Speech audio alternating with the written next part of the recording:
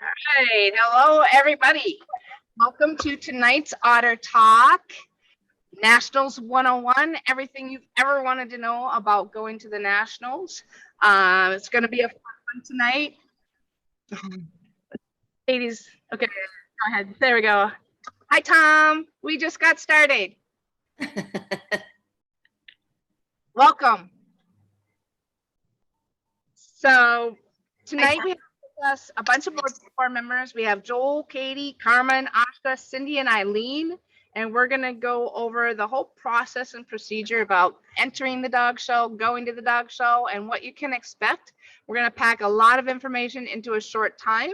So bear with us and feel free to ask questions at the end if you missed something, and feel free to watch the recording on YouTube after the presentation on the Otterhound Club YouTube channel. So tonight, Joel is going to talk about tips for the first time exhibitor. Katie is going to talk about working with your dog. I'm going to tell you where and how to enter a show. Carmen is going to give you the classes to enter and the procedure of a dog show. Ashka is going to tell you about grooming your dog for the show. Cindy's going to tell you about being a cheerleader and what to expect at the show. I'll tell you how to get ready for the ring and how to read the judging program. Eileen is going to tell you what the judge is looking for, and then we're going to have a question and answer period afterwards. So welcome, welcome, welcome. First, I want to say about the Nationals. The Nationals has a bunch of fun things for everybody.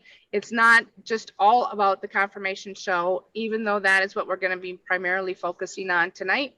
Just because if you've never shown your dog before, that can kind of complicated and seem a little bit like overwhelming at first. So we're going to mainly focus on the confirmation part of it, but at every national, it's got all kinds of fun things. There's dinners, there's dock diving, there's lunches, there's seminars, all kinds of fun things. Plus you get to meet everybody in your club. So it's a real fun thing to do, even though just tonight we're just talking about the confirmation part of it.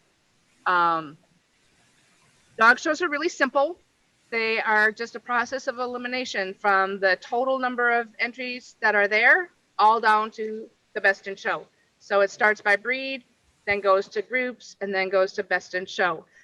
So that's pretty much the process. We're going to go over that more in detail. And we're going to start with Joel. Joel is going to tell us tips for the first time exhibitor. Joel, you're on. Well, this is pretty exciting for the membership. We haven't had a national specialty since 2019. So all of you new members and first time people that are going to be involved in this dog show, this is going to be great. You know, we're looking forward to meeting you all and having fun with our hounds. The first thing we have to know is your dog is registered with the AKC. To show, they must be at least 6 months old. You should have your dog up to date with all the vaccines, because that's really important that they're ready to be involved with some other dogs, and there will be a lot of dogs at this show. It's really important that you learn the proper grooming techniques, and there is a YouTube channel with the show number 13 that kind of gives you a little roundabout view of how you can take care of your hound and get ready for the show. And it's also important that you maybe go to a show prior to and kind of watch what people do and judges and how they go over dogs. Maybe hang around the hound ring and kind of see how they do things and how they're going over the different type of breeds of dogs. It'll get you a little bit more comfortable with taking your dog into the ring and being kind of prepared to, show your dog to the best of their ability. It's great to just go and kind of hang around at the dog shows and kind of see what people are doing, and you get to meet a lot of great people anyway. So your breeder is a real important person to get in touch with prior to going to the show. And they also have a wealth of information that they can share with you. And it's really important to not be afraid to ask questions. When you get to the show site, it's important to find the ring at least the first day and kind of get yourself familiar with the surroundings of that show site. This year it's going to be in Rayland, Ohio, which is down near the West Virginia border. It'll probably be a warm. It's going to be around Labor Day weekend, or it is Labor Day weekend. And so there's going to be a lot of things that are going to be going on around the site, and it's going to be a lot of fun to be at. You should work on, if you can go to a handling class prior to going to the show. I think it's really important that you get comfortable just handling your dog and getting them to stack in the right position and just kind of move around the ring in a way that it'll feel like fun. It will be fun. And you'll get to enjoy just being out there and saying, I did this. My first national specialty was in 2014 with Miracle. I didn't show her. That was Carmen and Nancy, and I had to hide so that when Miracle was going around the ring, she wouldn't look and say, "Oh, how come you're not in here?" And then she would flip out, and they'd have to spend time getting her back in line. So it's it's kind of a fun thing to be out there. And now I kind of handle her myself, and she's probably looking around for Nancy and Carmen. So those kind of things are exciting to be a part of, and the dog show world is great. The people are wonderful, and you get to really have a lot of fun with your dog. Once you get to the show site, it's really important that you have a crate that your dog can rest in. Make sure that there's a bucket in that crate so that there's water for your dog after they get done showing. Again, it's probably going to be hot down there, so water is really absolutely necessary that you have that for your dog. Um, Learning the rules of the AKC for a show is important, and it's listed on their show site, and you can kind of peruse that and get a little bit more comfortable with what they're looking for. You should have a crate. If you want to bring a grooming table, that's nice too, but it's not absolutely necessary. But you should have a bag with your grooming utensils and anything else that you think that you're going to need. A lead, which Katie's going to show you here in a little bit, and what you kind of need to get your dog ready. So, Katie, you want to take over? This is Katie Wright. Hi, my name is Katie Wright, and I have been showing Otterhounds for about 6 years and have been fortunate enough to get my hands on some other breeds too. And I can't say how much fun a national specialty is. It's amazing. My first one, I believe, was Purina Farms. Nancy and Carmen had me go down there, and that was so neat to just meet everyone and be welcomed by the club. It's a great way to interact with other members. So I've been asked to talk about talking or working with your dog before you get to the show and the things you can do. Joel had mentioned finding a class, and I think that is amazing if you can find one. The other opportunities to kind of take advantage of while going to class or like concurrently with class, or if you can't find a class, is to make sure that your dog or puppy is socialized. So I would do things like go to home improvement stores, go to pet stores, go to places where they're experiencing new things, new noises, other dogs, other animals, to kind of just let them see what those environments are like. And if you have any behavioral challenges, those are things you can work on before you actually get to the show. It'll help decrease your stress, and more importantly, it'll decrease the dog's stress as well.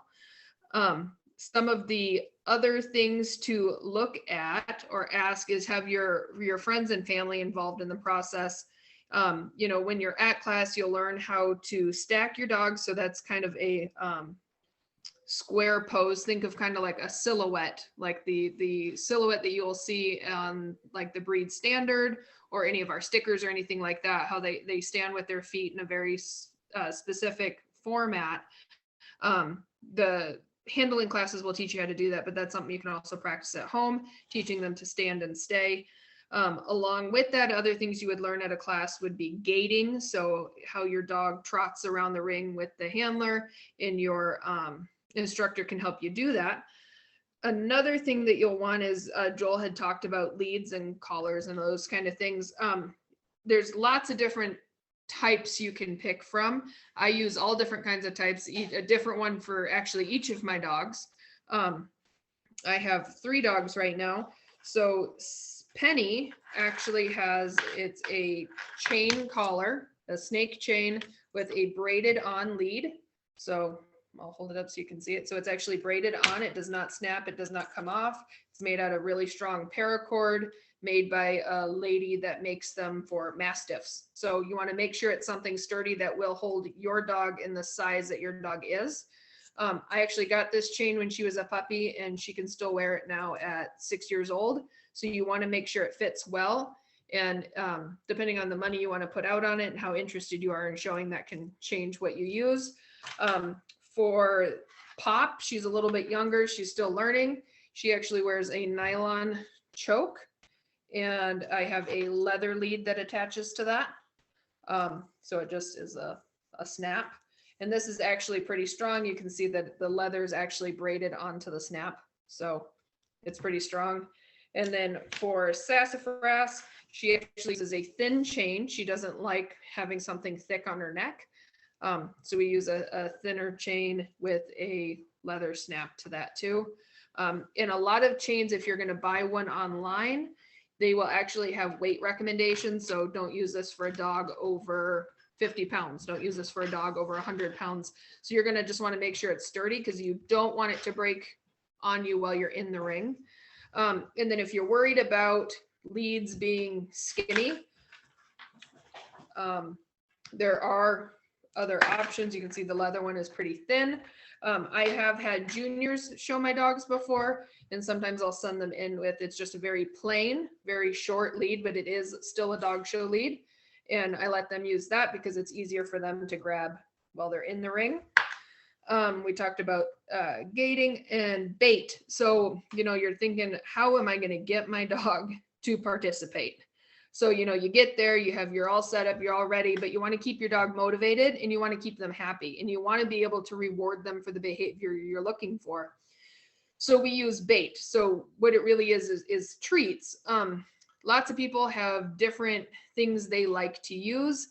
Myself, I use boiled chicken breasts, baked liver, hot dogs, string cheese. I do not cut mine into tiny little pieces, because don't think of this as like an obedience class where you have a little pouch, you can just give it to them. Oftentimes you're putting it in your armband, which I'm sure someone will talk about, or you'll stuff it somewhere in a pocket or something like that. So I like to have a larger piece that the dog nibbles on as a reward, but you also don't want them actively eating the entire time they're in the ring. You want them to be able to stand there. So you want to make it something that they're used to having. So it's not a novel thing the day of the show. If it's a novel thing the day of the show, they might just get way too excited. And then you have a very excited dog that you're trying to get to stand still. The other thing is matches. So bee matches, fun matches, puppy matches, those are all great things. They're not things that offer points at all for championships, but they're still a great experience for you as a new handler and your dog. So what it is a simulated dog show, and actually every kennel club is required to have bee matches in order to hold dog shows. So oftentimes you'll see them after hours of a show, or sometimes random weekends. I know I go to a couple in a nearby town.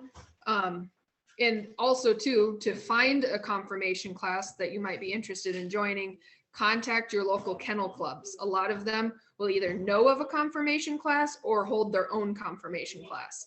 So that's a great resource to use. Another good point when you're talking about training and getting ready for dog shows is mentorship. So a lot of us have somebody in the shows that we're either familiar with or something like that, and they're people you can meet up with at the show. But there are also people that can help you walk through those nervous jitters your first your first show. Because you can feel like you're all ready, but then I know that my first couple times I walked into the ring, I would have been lost without the people I was there with. And I was only supposed to ever do one puppy show, and here I am 6 years later doing it. So that kind of tells you that how much fun it is and how involved you can get into it. The mentorship, remember, if you're thinking locally, someone that can help you at your own local show, at the national specialty, there'll be tons of us there that are willing to help and want to help. But if you're thinking about entering like your own local show, it doesn't have to be somebody in our breed. It's nice, it's great, it would be wonderful to have that, but don't shy away from people in other breeds, because they may not be grooming the same way I do, or they do, or our breed does, and they might not be grooming exactly how we do it. They might not do everything exactly how Otterhounds do it, but they know enough to be able to get you to your ring, get you to the ring on time, get you comfortable with the judge, and help you in any kind of way that you need. So really reach out to those kennel clubs and get to know everybody else. I think that's all I have. Who's up next? That's great, Katie. Thank you very much. You did a great job. I'm next, and I'm going to go over entering a dog show and all of that fun stuff. I'm going to share my screen. So there's several different superintendents that handle dog shows. The one that's handling, can you see my screen? Yes, good. Yes.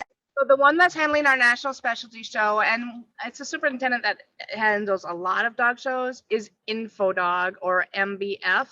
The website is infodog.com. And the first step is the premium list. This is the premium list that I have up here, and it tells you every single thing there is to know about that specific dog show. It tells you the dates, the addresses, the kennel club involved, the classes that you can enter. So I'm just going to breeze through this kind of quickly. This is for our specific national specialty show. It's at Friendship Park. It gives you the address, gives you helpful hints about getting there, tells you that there's confirmation, rally, obedience, owner handled series, 4 to 6 month puppies, dock diving, vendors and basket raffle. You'll see that on every premium list. It'll tell you what's involved. Then it's going to tell you the pricing of your entries, and it'll show you for confirmation and obedience. It gives you a break for junior sportsmanship, and oftentimes there's a break for puppy classes. Pretty much everything that's in a premium list, you're responsible for knowing as an exhibitor. Sometimes they're 10 pages, sometimes they're 40 pages. At a big show like Royal Canin, it's maybe 60 pages, and you're responsible for that information. So here it tells you that there's dock diving, there's some notices to exhibitor. You should always read those because that's important information to know. It tells you that there's microchipping and lure coursing, tells you that there's a 4 to 6 month puppy competition. And then it tells you the judges. So these are the judges for the 4 to 6 month puppy competition, and it is always by the group of breeds. So for here you can see that the hound breeds are judged by Stephen Keating on Friday, and then by Thomas Davis on Saturday, Donovan Thompson on Sunday, and Terry Barrios on Monday.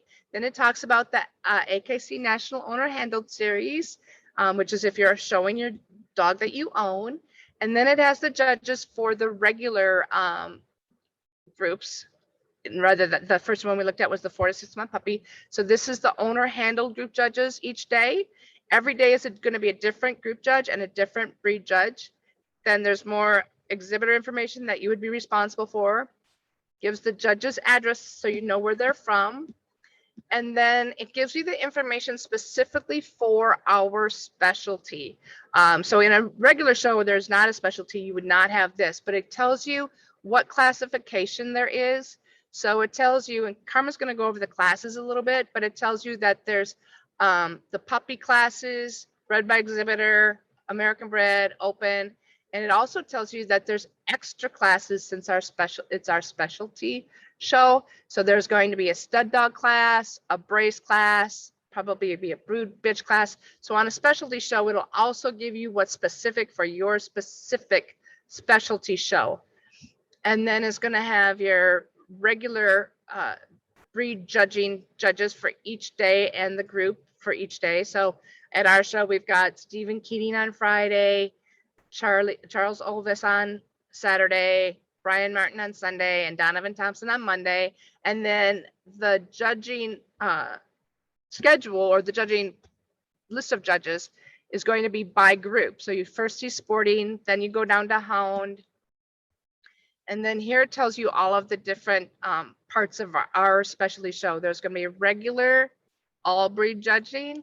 Then there's going to be sweepstakes judging, and that you can see is going to be on both Saturday and Sunday. And then there's veteran sweepstakes also on Saturday and Sunday. So that shows you the judges. And then at the end of every, this tells you the prizes that are being awarded for Otterhounds. That's one fun thing about the specialty shows, is you get cool Otterhound specific prizes rather than just a towel or a toy. It's Otterhound specific a lot of times, and it's really cool presents that the membership has provided for the winners. So this lists the prizes, and you'll have a different prize list each day of the specialty show. And then this is just going on more with that. It tells you what the prizes are for the best in show and the group winners, and the best owner handled in show and best in handled group prizes, as well as the breed prizes. Sometimes it's just a ribbon, sometimes it's something more fun than that. Then it gives you, for every specialty, it'll list the officers of that club and contact information, give you specific information about that specialty that you can read here. It tells you prize money. Sweepstakes are always for prize money, where you get part of the entry fees for sweepstakes. So that's going to all be listed here, as well as the breed prizes that have been donated by the members of the group. So shows you what the best of breed winner gets, what the opposite sex winner gets, winner's dog, winner's bitch, on down through all of those winners, what they get for prizes. And then I'm going to scoot down to the end of the, so all of this information is going to be in your premium list. So the next thing you're going to see at the very back of every premium list is going to be an entry blank form, where you can by hand fill it in and mail it in the mail with a check. And you would check which show you're attending and mail your check. You would fill out your classes and all that. But before I go to that, I'm going to also show you how to register online, because this can be confusing, especially if you've never done it before. Oops, that's not the right thing. Just a minute. I got Carmen's thing there. So let me get your online entry. Still not the right one. Sorry. Here's a bigger picture of the mail-in entry. There we go. Can you see that? Yes. Yep, you're good. Okay, thank you. So this is the online entry. Before you ever start your online entry, you're gonna make sure you have your information ready, because sometimes there's a time limit, especially on Onofrio's site. If you don't have it done in a certain amount of time, they knock you out and you have to start all over again. So you're gonna want to have the your dog's registration number and name, the sire and dam full name including titles, your breeder's name, because that you'll all have to put if you have not entered your dog before. So when you go into, this is info dog, and you go to enter show, and then it'll tell you this is the start screen. You have to review the rules, and you have to click yes, you agree to those. And then the next thing you're going to do is, if your dog has ever been entered before, you would put their name here, and it would come up if she had ever shown before. Ellie has, so when I put in Ellie's name, it pops up, and then you would just hit select that dog, and then it's already pre-populated with that dog's profile. So on this page, you can see that it's already, the information's already there. If you had never entered your dog before, you would be filling out all of this stuff. So the breed and variety, the registered name, the registration number, the date of birth, the name of her sire, the name of her dam, the name of her breeder, the name of the owners, your address, Then you're going to select which show you want to enter, and it goes by dates, whether you want to enter a show that's coming up, in 1 week up to 4 weeks. The deadline for a show is always about 2.5 weeks before the date of the show, and they're very strict about that. And here on this show listing, it'll tell you that the show date, I'm going to do the Atlanta show because the Georgia or the Ohio show is not yet available for entry. So on this, you can see that I'm just going to pretend that I'm entering Ellie in the Atlanta show, and it'll tell you that the show date starts on Thursday, the 26th of August. The closing date is noon on August 11th. That's a set in stone date. If you get your entries at 12:10 that day, they're not counted. So you have to make sure that you enter before that closing date. So on this list, you got to make sure that you select the right options for the show. So like on this one, you can see that there's a whole line of Atlanta, Georgia shows, but some are all breed shows, some are specialty shows, some are beginner puppy. So you're going to want to pay attention to which show you check. Make sure it's the show that's specific for your Otterhound and that you're eligible for. And then you're going to select the class from a drop down list like this. And Carmen's going to go over the classes available. But you can see here that I've selected open bitch, and I had the options of picking between the puppy classes, amateur owner handler. Carmen will go over that.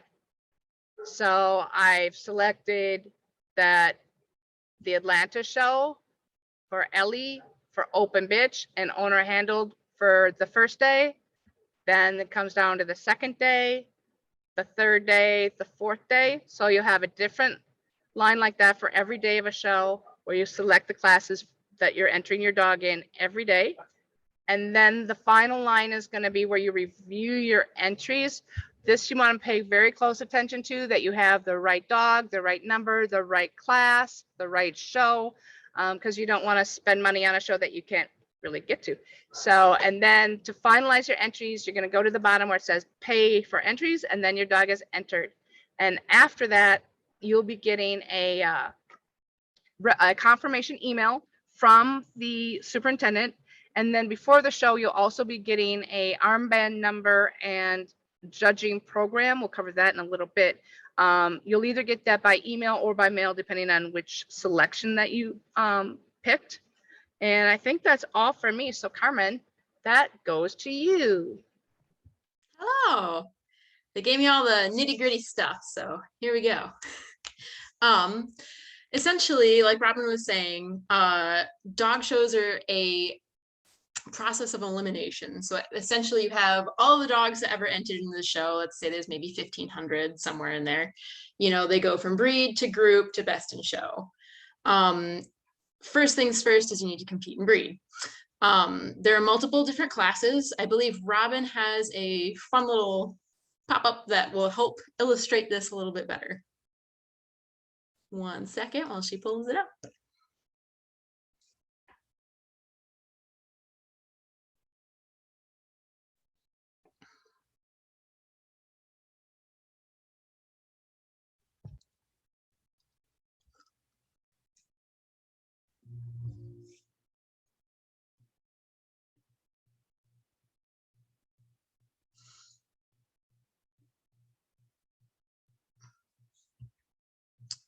Can you see that? Not yet. Did you just see a folder? Yep, I see a whole bunch of files. Yikes. I think you just need to click on National's entry form, if I had to guess. I have it up here. Just a minute. I have it on my screen. Just a minute. There we go.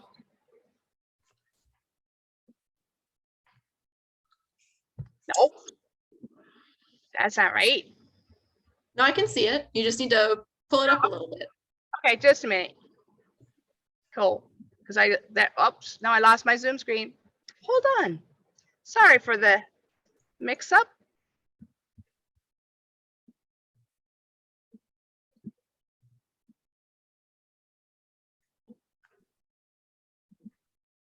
Okay, can you see it now? I can. Thank you kindly.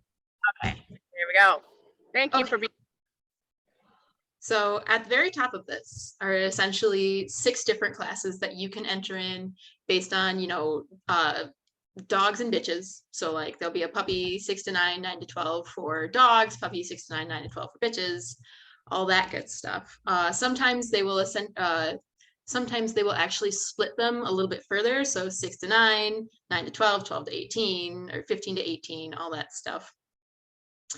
And essentially, if you can, if your puppy has never been in the show ring before, or you've only gone to classes, or you have minimal experience in the show ring with your dog, I love these classes because not only were you going to get great experience with a whole bunch of other puppies, but the judges will also be very, willing and able to help you and teach you a lot of things as well. If your puppy's not standing, if he's, not taking bait, even if there's fearful dogs, they'll teach you, some additional ways to potentially help you that might help in future. So there's puppies, juniors, novice. I do believe, hold on. I have a handy dandy little definitions right here. All right, so for novice class, these are dogs that have either not previously won 3 first places in the novice class, have gotten a first in either amateur owner handler, bred by exhibitor, American bred, or the open class, and have not earned 1 or more points leading to their championship. So this is another great, starter class for people that, haven't gotten as much into the ring as they would have liked yet. Bred by exhibitor, I do that one, is essentially you are the breeder of this dog and you are showing it off to everybody. I like that. It's kind of one of those proud moments for breeders where it's like, look what I did, but it's also because you love your dog. American bred means that both the mama and the papa of this puppy are American. So they were bred in America, this puppy was bred in America, and that's essentially it. Open is where a lot of the points are, most times. These are dogs that have gotten points towards their championships, but aren't champions yet. More great experience. They'll usually be bigger in class sizes. Open and nationals, I think one year we got up to like, I'd say 12 or 13 bitches in one class, which is, phenomenal, but they're usually, greater in size. And then this is where we get to the fun part. So we go into winner's dog and winner's bitch, right? So every one of these dogs have gotten first place in all of those classes previously mentioned. Will go in and basically say, okay, these are the dogs that you have to pick from in order to choose winner's dog or winner's bitch. Once one dog has been chosen, the second place dogs from all the other classes will come in and be judged for reserve. In this instance, since it's nationals, it's actually really exciting because not only will the winner's dog and the winner's bitch receive majors if there's enough entry, but if there are enough entry of, the second place runner-ups and, the rest of everybody else in the open class, they might also get majors as well. So that's exciting. But once winner's dog and winner's bitch have been selected, only those 2 dogs will then go into breed.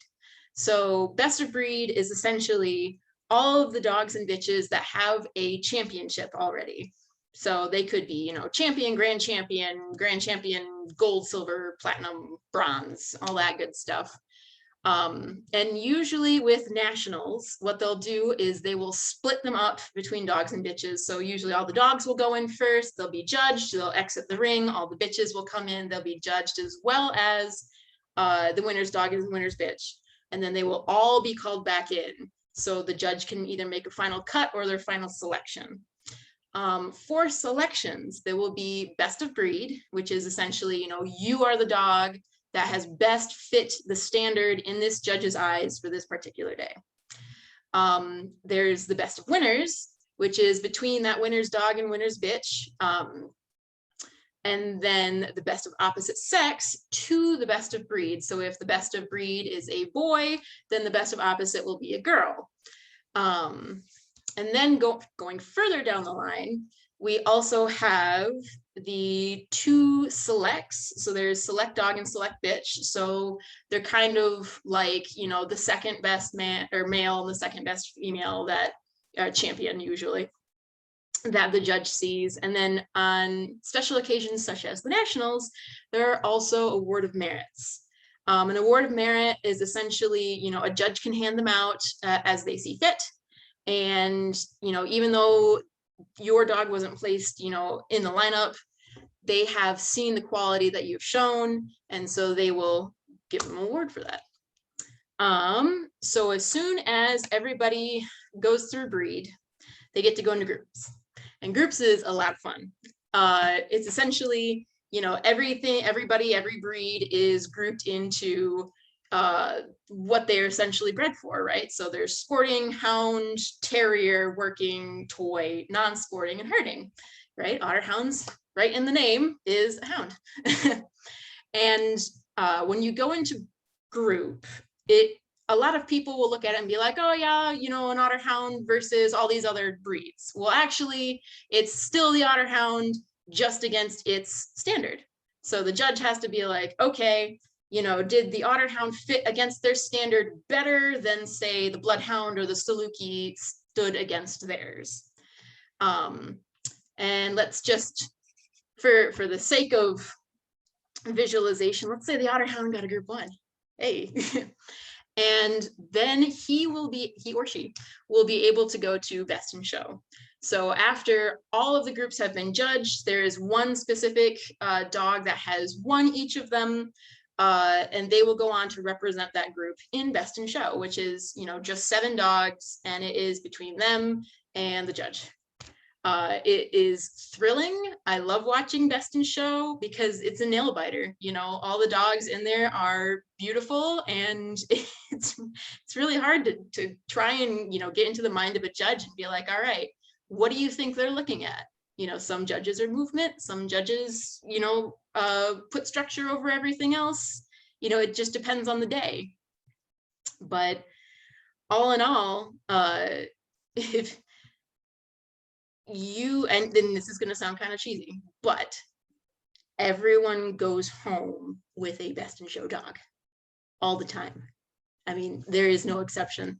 You walk into that ring with your dog and it's you and them, and no matter what the outcome is, it's always going to be the best because you get to take them home and love on them.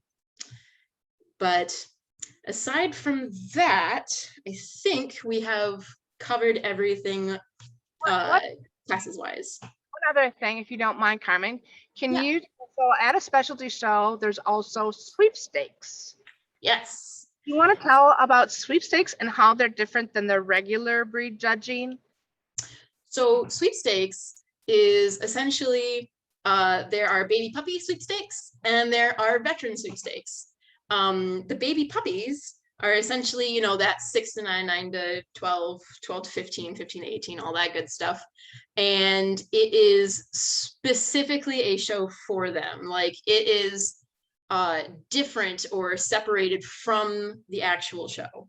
So, you know, they will come out with best puppy in, you know, in sweepstakes, you know, same thing with the veterans. Usually it starts at the age of 7. They'll go, I think, 7 to 9 and 9 to 11 and stuff like that. And the same thing with the vets. You go in, you show, and usually there will be a best veteran in sweeps and a reserve best veteran in sweeps. It is so cool to see all these old time dogs get in the ring again, because you know that, you know, in their prime they were happy to be in the ring, but as an old one, it's just almost a little better because they just soak it up, you know. But no, it's a lot of fun. It is separate from the actual, it doesn't award any sort of points or anything like the regular show would, but it is a really good, it's just fun. it's just fun, you know? And you get money. Also, Yeah. so you get a portion of the entry fee. So depending on how many entered, it has a graduated scale of earnings based on how many you defeated. So the number one gets more money than the number two and so forth. But yeah, that is the one that's for money. Sometimes you get $1.16, sometimes $10.40. It's for low entry breeds, it's not a ton of money. But it's kind of fun just because you get money, and at specialty shows you also get prizes and big ribbons for sweepstakes winners. So it's fun. Mhm. Okay, are you But- done, Carmen? I do believe so. And you know, the one special thing you got to do before you get into that ring is grooming. And I believe we have a specialist on site. Miss Ashka, would you like to take it Hi. over from here? Well, so I'm gonna keep it simple. We are very lucky with the breed that's wash and go. But what it means is that you gotta wash it and you gotta do the basic cleanup of your hound. As we know, our hounds like to snoop around in bushes and dig in dirt, and that chin is always full of treasures. So the first thing you got to do before a show, make sure you wash your dog and you brush it, so there are no clumps of matted hair. One of the things that, well, you were here that you're not supposed to scissor your dog.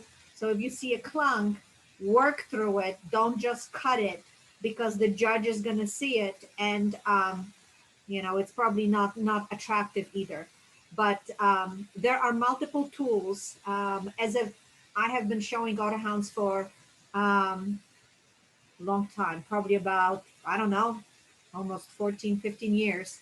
And I started with the regular pin brush and a comb, and those are very good two tools, basic tools to keep it simple and not complicated. So wash your dog and brush your dog to start.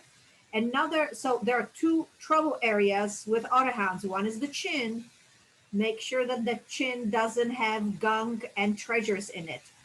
If you have a young dog, teach that dog to be patient as you go through the chin and keep the chin clean. It also helps with showing the bites. Usually the judge likes to show the bites. So if your dog is used to grooming the chin, bite is a piece of cake.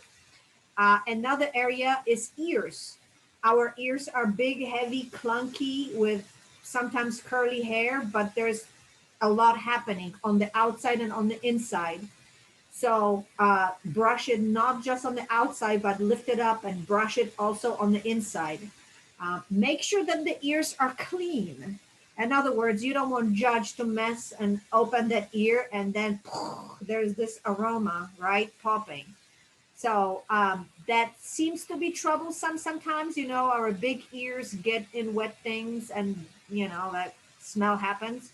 But before a show, you just want to make sure you flush it with the magic purple formula, which we have recipe on the website. It will make it smell nice. And then you just brush out all the clunky treasures that they may have collected. Toenails. You want to make sure that the toenails are trimmed. Toenails are a challenge. If you are not good in grooming toes, go to your neighborhood Petco, PetSmart. They used to do it for like $8. Even if they went up to 10 or 15, it's worth it because your dog will love you. They usually don't love you when you do their toenails. But make sure that those toenails are not big and kind of hooked, because what happens at the dog show, a lot of judges check the wet feet, which means that they will lift the paw and look at the foot of the dog. So when you have the grabbing toenails, again, it's not really attractive presentation for your dog. The these are the basics, and I think that blow drying, doing anything sophisticated for a beginner is too much. I still don't blow dry my dogs, but as long as it's clean and presentable, that's all. And again, remember that our standard says that they should not be penalized for being shown in a natural state. You know, as long as it's clean, as long as it's brushed, you are good to go. So again, wash, brush, clean that chin, clean those ears, do the manicure, and you're ready to go. Awesome. Thank you, Ashka. That was great. I like the treasures. I'm going to think of treasures from now on. Yes, they're good treasures and they're challenging treasures, but they're all treasures. Exactly. Thank you. Next up, Cindy, our cheerleader. Tell Oh, yeah. us about the show and what you can expect when you get there. Well, first of all, I am the cheerleader. Ron does the showing, and I am the social committee, and I get to see all my friends and cheer everybody on. But here's about the show. So once you get there, you know, it's kind of scary. I mean, depending on the size of the show, it could be a little overwhelming. Find someone that has a friendly face or someone that you know, and they can help you out with that, and kind of just calm you down. But once you get in there, I mean, it's you know, you're good to go. So when you arrive, the first thing you do is you want to figure out where you're supposed to go. So find an information booth, find someone that can help you out to know where to go. And you're going to be able to set up your crate, etc. But you need to know where to go. So give yourself plenty of time. The exhibitor's entrance is most often in direct access to the grooming area. So if you can find the grooming area, then you're pretty much on your way. They have a lot of equipment they bring for dog shows. And so you might have a grooming table, not necessarily needed, but definitely a crate and something that you can keep your dogs in. And so that's a great place to put it. So you're going to find your spot. Oftentimes you are assigned an area. So please find someone that can direct you. Many shows have vendors selling everything from crate mats to dog products, things that Katie showed you, things that Ashka talked about. And so it's a great place to shop and ask people if you have something specific that you're looking for and what would work for you. And also they have lunches and snacks, and you know, so it's a good place to spend a little cash too. The show superintendent, there's a table that's centrally located, and it's really easy to find depending on what show. Again, find someone. People are very friendly and can direct you if you feel like you need some direction. Catalogs are for sale there, and exactly what Robin was talking about. So it's a great place to get that information, finding out with that catalog, you know, when are you showing? What time are you showing? Where are you showing? What ring are you showing? And so good thing to get. What do you see when you will walk around? Many shows are just going to have confirmation rings, but there's lots of other things. There's rally and obedience. It is a great place to, if you're thinking about working your dog, to go find out what these things are if you've never done them. And depending on the size of the show, you know, there'll be rings, there'll be rally obedience, there will be coming up for this show, there's quite a bit of things that they're going to offer for your dog to try, or at least for you to observe, or take your dog and let your dog observe. So most often there's one ring reserved for exhibitors showing their dogs in rally or obedience, but there can be more. Obedience and rally events require intense concentration. So, I mean, it's really interesting. I know quite a few of you here do rally, and it's quite interesting to watch that. So again, having time to do that. Grooming areas, they're kept separate from the rings. You most of the time cannot groom your dog as a crate and have your crate if you have everything out there right by the ring. So every show has their own specifics.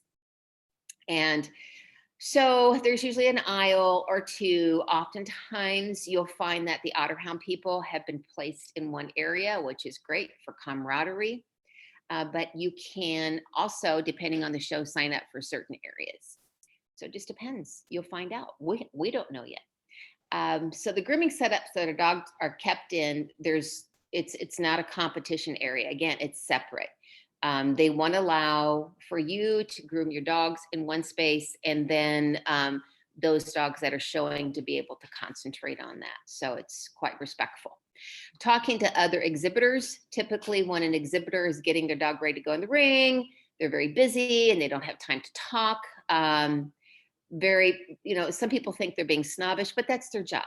And so they're trying to just focus, just be respectful. If you want to talk to someone, kind of feel them out. Just watch people. Some people are very open to talk and ask questions. Others, that's their job. So, but you can always ask any of us. The day of the show, the time has come. And speaking of time, it means being punctual. In fact, arrive in advance to find your ring. Sometimes there's switches. You don't know. They might have switched up something or another, and you just want to kind of get prepared and get there, have it together. Find your number from the ring steward. Just kind of look at the space that you're going to be at and just know what time you need to go in. Once it's your turn, you're ready to go. And when you're done, the best thing is to stay and just cheer everybody on. That is really my favorite part about going to a dog show, is supporting each other, because it's not about always, winning. That's great, but it's about camaraderie and supporting each other. So that's it. I just wanted to add one little thing to that is sometimes you might see an empty ring. And oftentimes with the ring, you'll see a sign that says no practicing in the ring. And the kennel club will go get a little upset and will ask you to leave the ring. And if that leads to more, they can say some things that probably you don't want to experience on your first go around. Right. So remember, make sure that those empty are not for you to hang out in. They're not for you to stand in. And they're not for you to practice. Right. Good point. Thanks, Katie. Good point. Ashka, did you have something that you missed? Yes. So important point, because I have been surprised by it with my novice owner handlers coming to the show. So you may think that you will do yourself a favor and you will take your fabulous Otterhound pre-show to a groomer who is not familiar with Otterhound breed, and groomer that will try to help you make that dog look pretty. What it means that usually they will trim the beautiful bangs. They will try to help you out and cut those mats to make their job easier and make your dog look pretty. It's not going to be a good thing to show up all trimmed up and cleaned up in the ring. You may get excused by the judge because it is a criteria for is that disqualifying criteria for an Otterhound, right? So you do not, if you have to take your dog to the groomer, I would watch to make sure that they're not using any kind of scissors. And again, you're going for the basics. You're going for the bath and you're going for the brush. The rest you can do, and maybe toenails, right? But I would, especially before the show, I would really watch them like a hawk, because the doodles are the breed of the day, and there's a doodle cut, and Otterhounds are a prime victim of a doodle cut, which again, I did experience with some of my puppy owners that wanted to make my job easier and bring me a groomed dog, and I almost had a heart attack. So yeah, be very careful with sending your dog before a show to a groomer and then using the scissors. So very good point, Ashka. I'm glad that you remembered that, because that can be catastrophic. Because no groomer says, I don't know how to do that. They all say, sure, bring them over. So that's right. Good point. That's right. And I want to add a little bit to what to expect. One of the things, when you're waiting to go in, really be mindful and not pack dogs in together really tightly to wait to go in. That is just asking for trouble. So just, stand back, you're good to go, and just be aware of what's going on. I wanted to add to that too, and that can be part of prepping your dog. Remember that though all the dogs there should be well behaved enough to be in a social atmosphere, social atmosphere does not mean your dog is playing with other dogs. It does not mean your dog's face is in other dogs' face.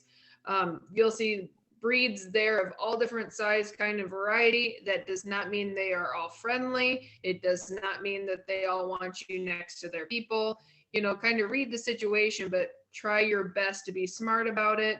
I have some dogs that love everybody. I have some dogs that don't. And you have to know your dog, and that's part of that socialization and getting them out and about is seeing what your dog likes. You know, as people, there are people we like and there's people we don't like. And we still have to be nice and courteous, but we don't have to be everyone's best friend. So kind of think of your dog that way is they don't need to play the person created next to you. So. And to add one last point to that, an Otterhound will recognize an Otterhound. It will pick them out from a crowd and say, you are one of me. And so take that how you will. They could get super, super excited or just say, stay away from me. I'll have my corner and you have yours. You know, so just take that with a little grain of salt and, you know, do with that what you will. And keep in mind, if you do get to the ring a little bit early, there's going to be other breeds showing before us. Be respectful and allow them to leave before, because I have seen situations where people are crowding in, these people can't get through. And so again, it's just being respectful and mindful. You guys got this. It's good. And along the same line, I would say it's with Otterhounds being big and clunky dogs, regardless of age, they are much easier to control if they're in the mellow, happy state of mind, which means not totally happy. Oh my God, I saw a dog. I saw my favorite person.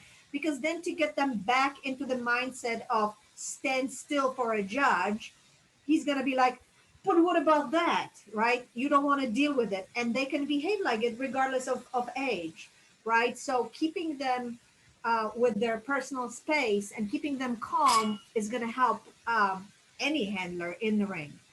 Mm-hmm. And remember, there are people who are professional handlers that need to get from one ring to another very quickly. And because they're showing another dog, just they need people to stay out of their way. So it's really about just being respectful again. So, okay, that's it. I'm done. All of those are super good points. One other thing that made me think of is that when you're practicing with your dog, practice with another dog following your dog and another dog in front of your dog, so you can get out of the way. If your dog wants to chase something, you can get that corrected out of the ring. Or if your dog, because sometimes if it's a puppy and it's never been in the ring and it's in a ring with 5 different dogs and has some in front and some in back, that can be sometimes frustrating for a dog, especially a young dog. So you want to have already got those kinks out. You know what he does when he's chased, where he thinks he's being chased, and you know what to expect from him when he's following another dog. So you can get him on the same page as you and what you expect from him before you go in the ring. That's especially important with puppies. I know when we show litter mates, that's something that we work on a lot, both in the driveway and in the street and in the parking lot at the show and outside the ring at the show, just to make sure that they know that this is what I expect from you, even if you are following your little brother. So that's another point. So next, can you see my screen? Mm-hmm. So next we're going to talk about the judging program and getting ready for the ring. When you enter the show, you can either select a green option and have the judging program mailed to you, or the otherwise it just green option has it emailed to you. If you don't check the box, it's mailed to you. So this is the judging program that would be mailed to you. You can also get it at the show at the superintendent's desk. And it gives all of the ring times for each different day. When you get the judging program, all of the breeds are listed alphabetically in this on the first part without being separated for each group. So it'll give you the day, the ring number, and the ring time. So going down to the Otterhound, you can see that on Thursday, they're in ring 12 at 10:15. On Friday, they're in ring 10 at 2:15. On Saturday, they're in ring 10 at 3. And it's Sunday, they're at ring 6 at 8 o'clock. This is not for our specialty yet. This comes out about a week before the actual date of the show. So this is actually the Greenville show that's coming up soon because it had an Otterhound at it. So it was a perfect example. So in the judging program, if there's any substitutions, that will be listed. So you can see on this one, there is a substitution in judge. So it was originally supposed to be Thomas Kirsten judging, and it's been changed to Sydney Marks. All of that would be in the judging program. So when we looked above, we saw that the Otterhound is going to be in ring 12 on the first day of the show with Sydney Marks. So we go to ring 12 and we go to 10:15. This is really important to know. Now at our specialty, our Otterhounds are going to be the only thing in a ring, but in other shows, you might have dogs in front of you. So your ring time is 10:15 and you're responsible to be ready to go in that ring at 10:15. But if you look at this, there's 4 Australian Terriers, 8 American Hairless, 3 other dogs, and 1 Nova Scotia Duck-Toller Retriever. So all of those dogs are going to be judged before the first Otterhound goes in the ring. So it takes about 1.5 to 2 minutes to judge every one of those dogs. So if you total them, you have 1, 4, 8, you have 16 dogs. So that would take about a half hour, maybe 28 minutes. So keep in mind that even though your ring time is 10:15, you might not be stepping into the ring at 10:15. And with a puppy or dog that doesn't like hanging around, you're going to want to pay attention to that timing. Also, especially at a national specialty show, it is important to know how many dogs and how many bitches you have. If you're a bitch, your dog is a bitch, and you have 25 dogs ahead of you, that means about 50 minutes before the bitches start. So just keep that in mind as far as time wise. I've had puppies that really got bored if they were standing at the ring too long. Ellie is a howler. If she stands at the ring too long, she starts howling something fierce. So I really want to go to the ring, check and see where they're at, and then walk her around a little bit, always keeping an eye on, okay, where are they now? Okay, where are they now? So she thinks we're doing something else, not just standing at the ring, because she will be more than happy to howl like crazy, wondering where and when she gets her hot dog. You're also going to get your armband at the ring. So when you go up, so we already mentioned that this is ring 12. You'll go to ring 12 before the judging starts, and you'll ask the steward who's standing there at a table for your armband number. And you'll know that by the email or the mail-in judging program that they gave you. It'll have your armband number on there. And if not, it's also in the catalog. And they'll always have a catalog at that same ring at the steward's table. So you can get that there. One thing we want to cover real quickly too is clothing. You want to wear pretty conservative clothing. You're going to be bending over. You might be kneeling. So you want to make sure that all your body parts are covered. Because nobody needs to see some extra body parts that you really don't want them to see. And sometimes you don't realize. So sometimes you might have to do a bend over check and have somebody say, yep, you're good. I can't see any extra parts. And the professional handlers are always going to be in suits with a tie. The women are usually in a dress or a skirt, oftentimes in a suit with a skirt. You don't want to be sloppy looking. You don't want to show your dog in a sweatsuit. I have seen some people show in jeans. It really kind of, to the judge, I know a lot of judges, and they don't think you're really serious if you're showing in jeans. In an emergency situation where your handler doesn't show up and you have to bring your dog in a ring, that's considered okay. But if you came to show your dog all weekend, they expect you not to be wearing jeans. That's just FYI. Some people do it, so you will see it, but that's just a commentary on clothing. And always feel free to ask your breeder or somebody in the breed, what do you think I should wear? And they'll give you helpful hints. In the judging program, you'll also see after the breed judging, it will be going to group judging for each breed. And in the schedule, it'll tell you which order it's in. This changes every day. So on this specific day, Hounds are second to last.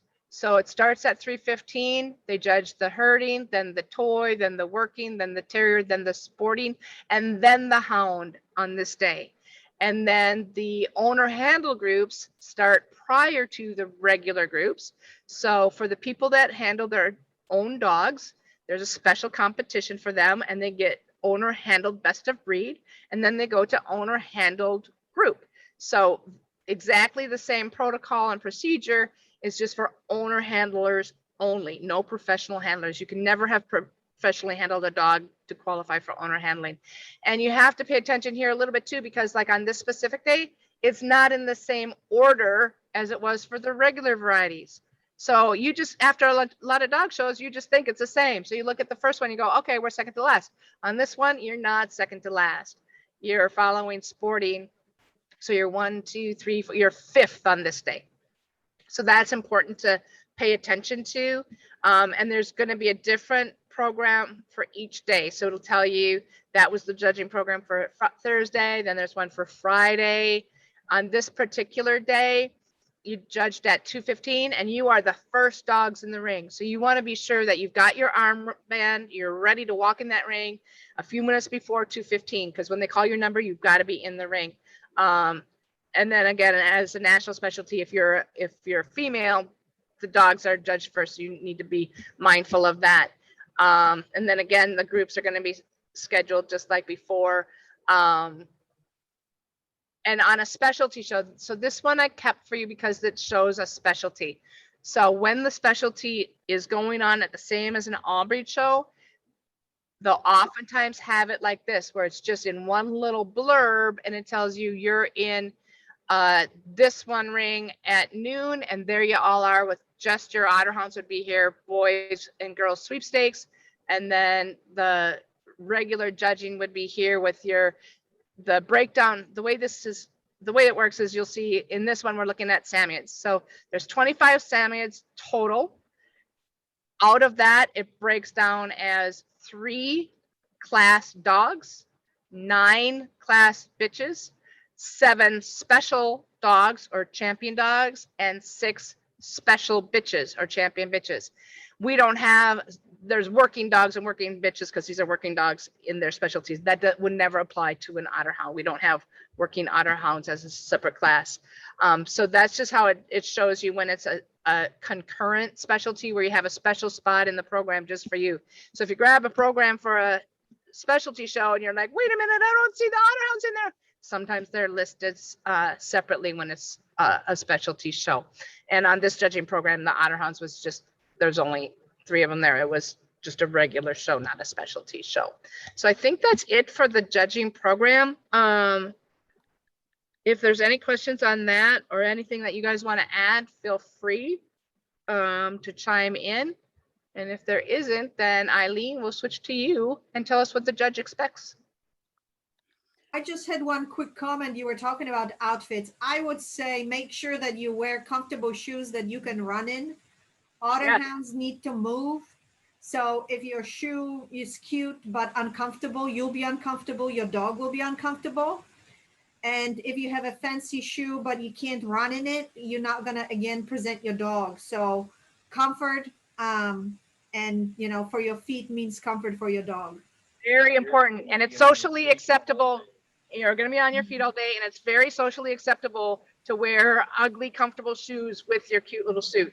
Because everybody's in the same boat. Everybody understands. And make sure that they fit. I lost a shoe at Royal Canin one time. I walked right out of my shoe when I was showing Ellie. They were a little bit too loose, and I hadn't run around in them. I had been standing all day in other shoes, put them on, went to the ring, and I literally ran right out of my shoe. So make sure you don't run out of them either. There's an unofficial club called the Flying Footwear Club. It's full of a lot of great people, but it's not entirely a club you want to be a part of.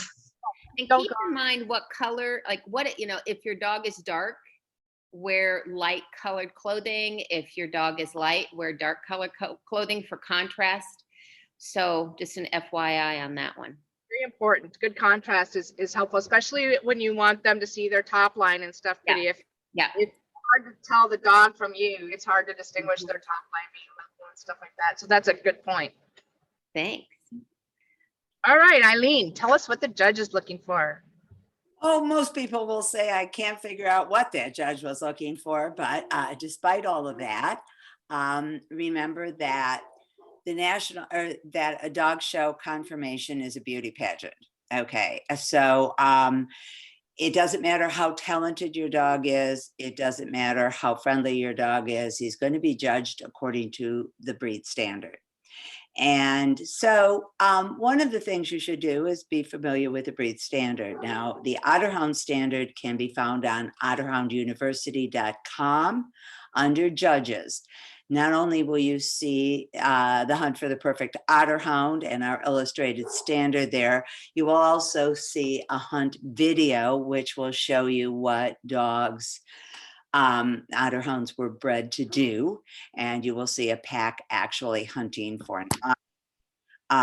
The reason that's important is you will also notice a lot of things about how they move and their coats. And to be very honest, when I went on a hunt, everything in the standard made perfect sense. Even though I had known the standard for a long time, it made sense. So your dog is going to be judged according to that standard. There's another way to find out what our standard says and more what it means. And you can look at an OtterTalk because we did 2 OtterTalks on the standard. So that goes into a little more depth. And one of the things that you might be aware or should be aware of when you're new, and I was new many, many years ago, and my biggest success was getting around the ring, having the judge go over the dog, and then getting a ribbon, period. I survived. I didn't care what happened as long as I survived and the dog survived, and we did. But when you go in, I think Katie mentioned standing your dog. And one of the things I would say is Otterhounds have moderate angulation. Don't stack your dog and pull the legs way back. Oftentimes your dog will tell you how comfortable it is. And it may not be the way that professional handler is stacking the champion, but you might want to just let your dog stand there where it's comfortable rather than yanking its back leg back 2 inches and having it fight you all the time. Just, helpful. The judge is going to want you to show the bite, which means your dog should try to stand still. This is always a challenge with puppies. While you hold its mouth open and don't stick your face in front of your dog's mouth to make sure you can see the teeth, because then, of course, the judge can't. So you need to keep your head away and show the bite as best you can. The judge is going to pull the ears probably alongside the muzzle to check on length and heft. He may measure the head with his hand, and he may put his hand alongside both sides of his head to measure width. He'll go down the front to measure the width of his chest. He will also go, especially with the boys, to make sure they have fully equipped with 2 testicles. And they often in an Otterhound will ruffle the coat a bit to check for an undercoat. And so they're going to mess up the dog's hair sometimes, and that's okay because they're always messy anyway. One of the things you'll know is our feet are webbed and with thick pads. And we tell judges that the pad is more important than the webbing because all Otterhounds have webbed feet. But they will want to check that. And so a good judge can do it without lifting the dog's foot. He can just go down while he's feeling for bone, and he can feel that webbing and the thick pad. Some judges will pick up the paw.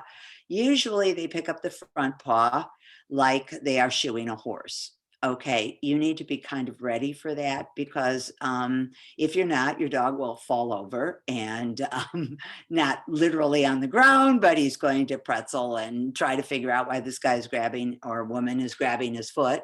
So again, when you're showing, if you're new at showing, be supportive of your dog. Okay, even if it means putting a hand under its chin, under its belly so it doesn't start moving around. you know, that's okay. You can stroke your dog when you're in the ring. If your dog is a little nervous, stroke it, talk to it.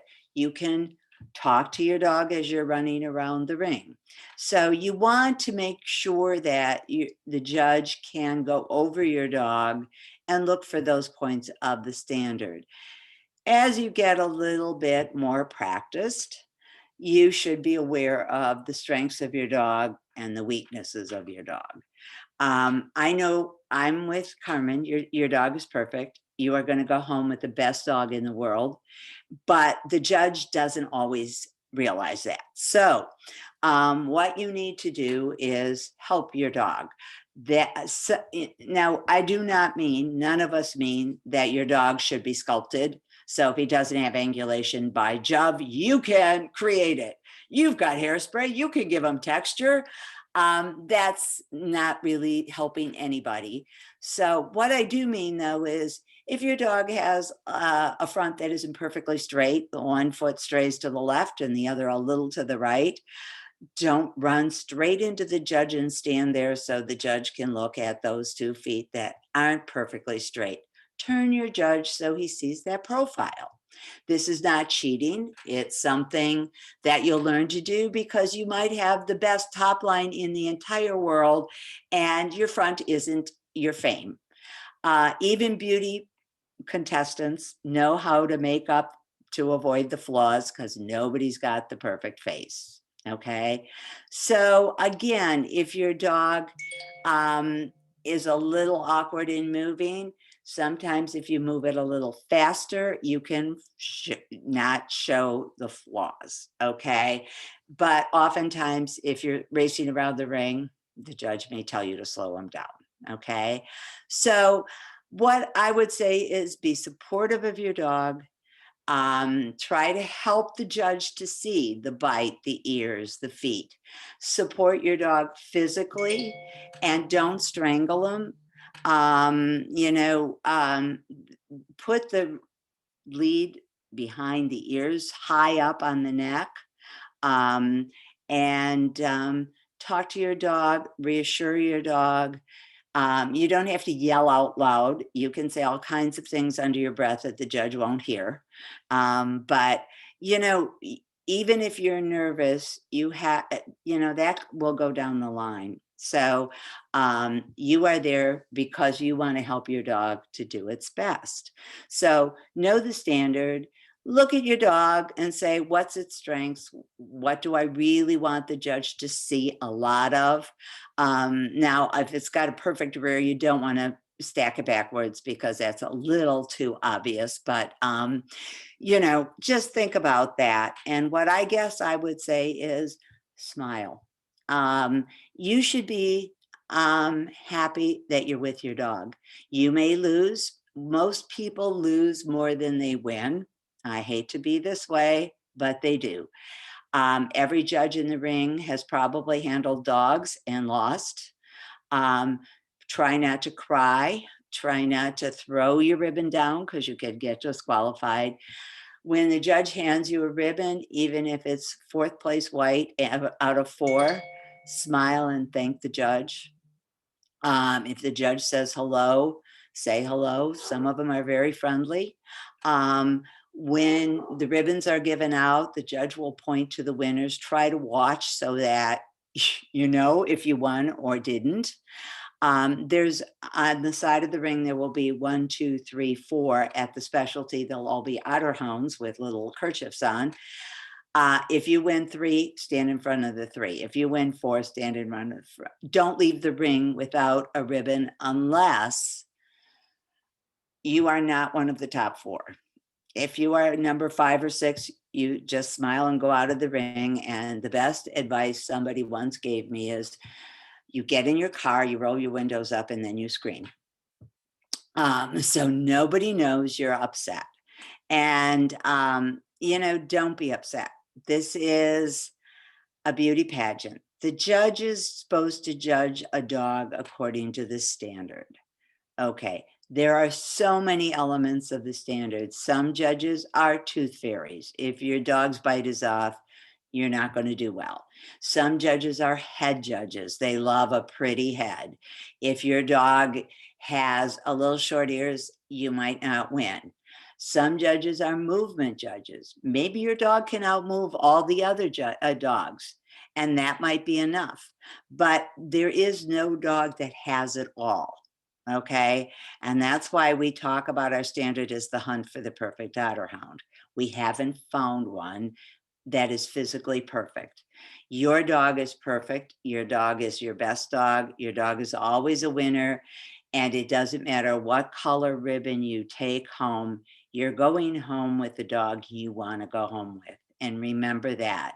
This is just one little activity in the life that you and your dog share. And basically, I'm a big advocate for showing your own dog because of the bond you will find between you.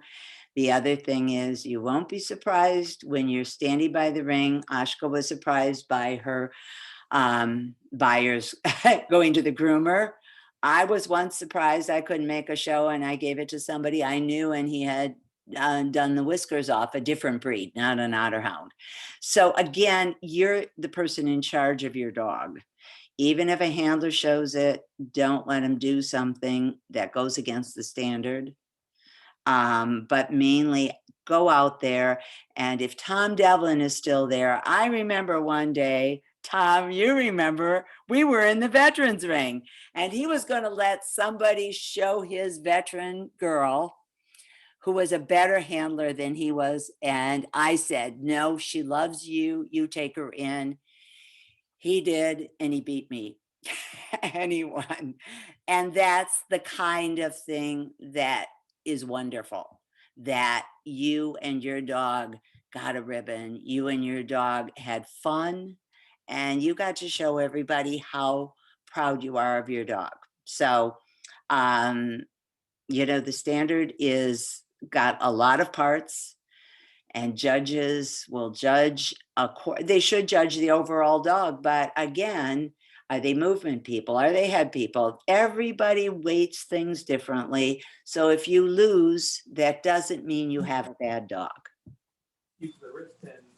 Thanks, Eileen. Good job. I have some points, also some little things that I thought of while you were talking.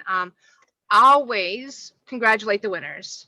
Whether you thought they should have won or not, doesn't matter. Always be a good sport. Always be polite. Always be courteous. Dog shows are all about good sportsmanship. Try to have fun. The first show you ever do, it's a little nerve-wracking. I remember the first one was not very fun for me, but I tried to have fun. Try to smile. That makes a big difference. And remember, you and your dog are a team. Should be fun for your dog too. Do your best to make it fun for both of you. If you do win, consider getting a photograph from the show photographer with your ribbon, especially at a specialty show, to commemorate that. It's always cool to look back at those pictures and ribbons and stuff like that. So get a photograph. One thing to keep in mind too, like I said, I have a lot of friends that are judges. We belong to a club that's all judges. The judge gets to pick whoever the judge wants to pick for whatever reason they want. You don't have a say in it. So your feelings might be hurt. You might think that that judge made a mistake. The judge doesn't care if you think they made a mistake. The judge doesn't care what you think. The judge doesn't care who you think should have won. Their choices are final. I've had some first time puppy owners first time shows where they're like, I want to go talk to the judge. Judge doesn't want to talk to you. If you get a photograph, sometimes you might have a 30-second time to chat with the judge. Be very polite, be very considerate. Don't say, why didn't you pick my dog? Just say, thank you so much for the ribbon. You might be able to say, what did you like about my dog? Chances are half and half, that maybe they'll say something and maybe they won't. Sometimes just if they love your dog, when you're there for the photograph, they'll tell you, oh my God, I love your dog. Especially if you're in bred by, they'll be like, oh my God, you have a really good breeding stock or something like that. So that's something to keep in mind. Also, one thing we should have told you that we never told you is make sure you bring your dog outside to go potty and poop before the ring. Sometimes we forget that, and sometimes they poop in the ring. Never a happy moment. It's okay if they do that, but it's your job to make sure that they're comfortable and they've had an opportunity to pee and poop before you bring them into the ring. So I think that's the only things that I thought of that we hadn't covered. Oh yeah. Charlie had a good point. Before it's your ring time, it's very beneficial to go to that ring or go watch that judge a different breed. That way, you know, if the judge wants, a down and back or an L or a triangle, or you can kind of see what their ring procedure is.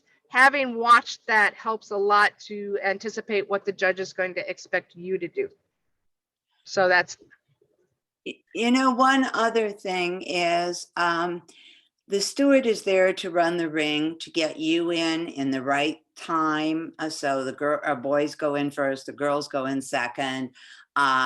Sometimes they'll want catalog order. It isn't, if you're really nervous and you're new, it doesn't hurt not to talk to the judge, but to tell the steward, I'm very new, this is my first show. So if I do something, just show me.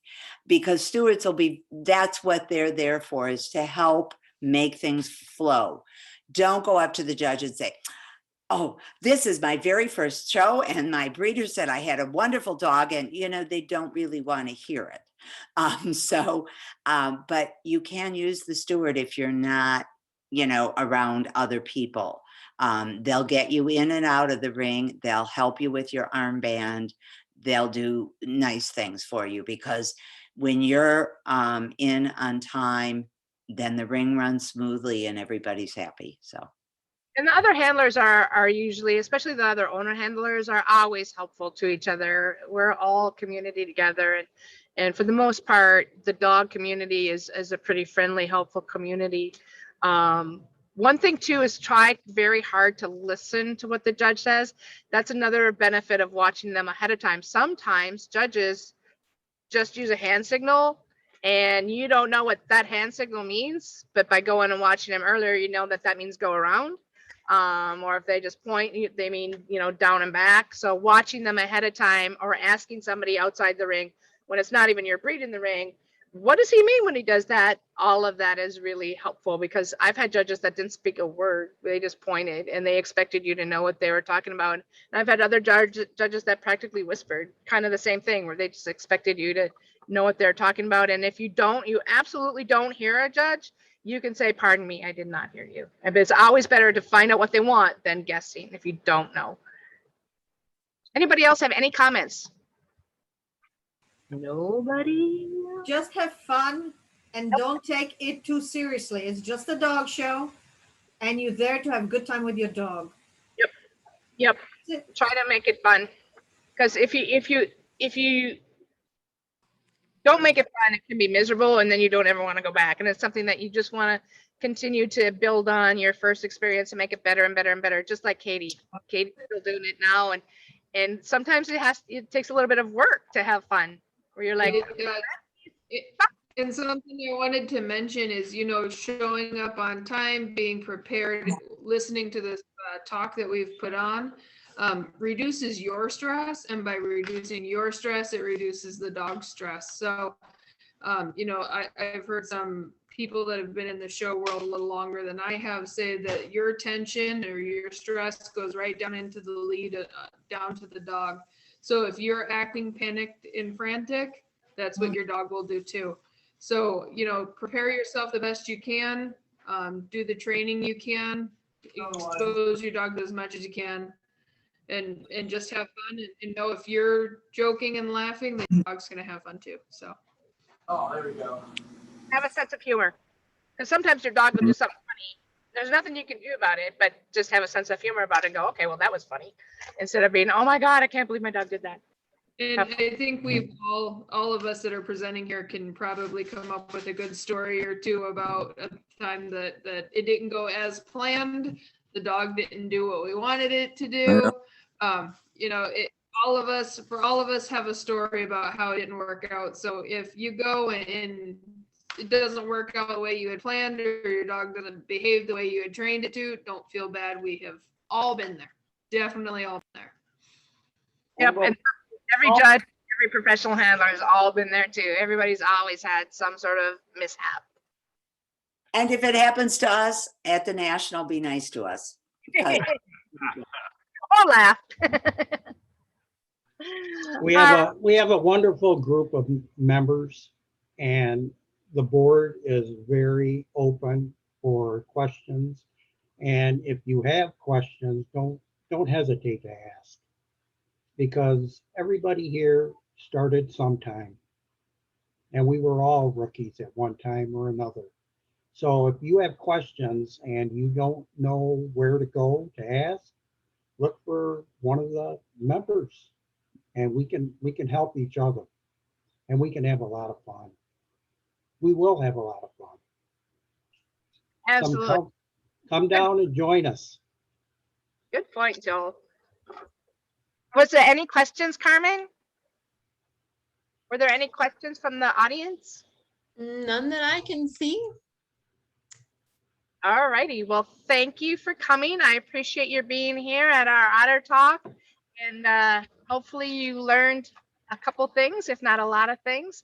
It was fun to bring this to you, and it'll be fun to have this one in our library so we can call it up in the future and point our puppy people to it, hopefully in the future. Do you have any questions? And all that stuff. All right. Well, thank you. Have a good evening. Bye, everybody. Good night.